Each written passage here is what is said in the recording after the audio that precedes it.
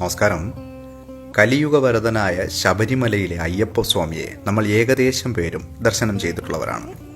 സാധാരണ ക്ഷേത്രങ്ങളിൽ ഇരിക്കുന്ന രൂപത്തിലോ ശയിക്കുന്ന രൂപത്തിലോ അല്ലെങ്കിൽ നിൽക്കുന്ന രൂപത്തിലോ ആണ് നമുക്ക് ദേവീദേവന്മാരെ കാണാൻ കഴിയുക.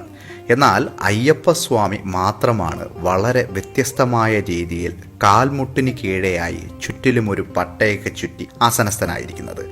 അയ്യപ്പസ്വാമി ആസനസ്ഥനായിരിക്കുന്ന ഈ ഇരിപ്പ് രീതിയെ നമ്മൾ ഹരിവരാസനം എന്ന് പറയുന്നു. എന്നാൽ നമ്മളിൽ പലർക്കും അയ്യപ്പസ്വാമിയുടെ കാലിന് ചുറ്റും ബന്ധിച്ചിരിക്കുന്ന പട്ടയെയും അത് എന്തിനാണിങ്ങനെ ബന്ധിച്ചിരിക്കുന്നത് എന്നൊക്കെ അറിയാനുള്ള ആഗ്രഹം ഉണ്ടാകും.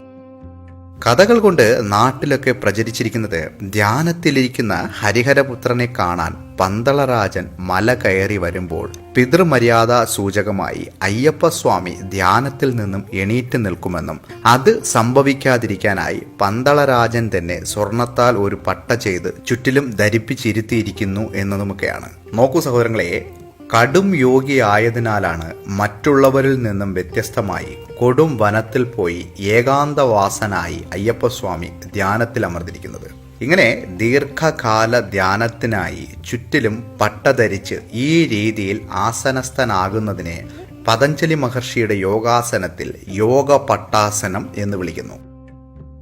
സുഹൃത്തുക്കളെ, അയ്യപ്പസ്വാമി മാത്രമല്ല കേട്ടോ, യോഗ നരസിംഹമൂർത്തിയും യോഗ ദക്ഷിണാമൂർത്തിയും ഒക്കെ ഇങ്ങനെ പട്ട ചുറ്റി യോഗ പട്ടാസനത്തിൽ ധ്യാനത്തിലിരിക്കുന്നത് നമുക്ക് ചിലയിടങ്ങളിൽ കാണാൻ സാധിക്കും.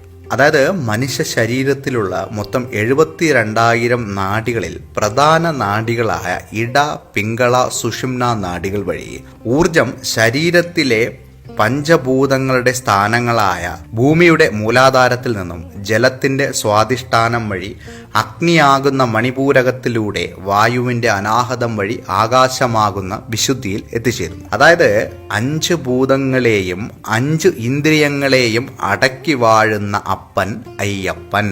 ശേഷം ഊർജം ആജ്ഞാചക്രം വഴി സഹസ്രാരത്തിലെത്തി പ്രപഞ്ചശക്തിയുമായി ലയിക്കുന്നു. ഇവിടെ പറഞ്ഞത് യോഗവിദ്യയിലെ കാര്യങ്ങളാണ്.